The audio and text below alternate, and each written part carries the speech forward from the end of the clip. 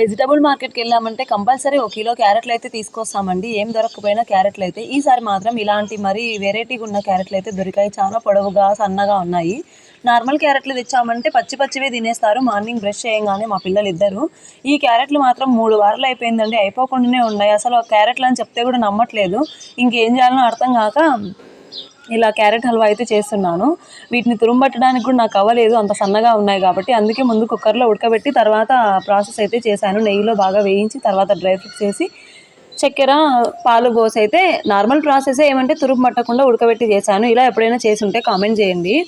Normal క్యారెట్లు అయితే ఇలా చేసే టైం కూడా ఇవ్వరనమాట, మంచిగా తింటారు. ఎందుకో మరి ఇక్కడ నార్మల్ క్యారెట్లు దొరకట్లేదు. ఒక 1 మంత్ అయింది. ఇలాంటి పొడగ్గా ఉన్న క్యారెట్లే దొరుకుతున్నాయి. మన సైడ్ అయితే ఇవి దొరక్కపోవచ్చు మేబీ.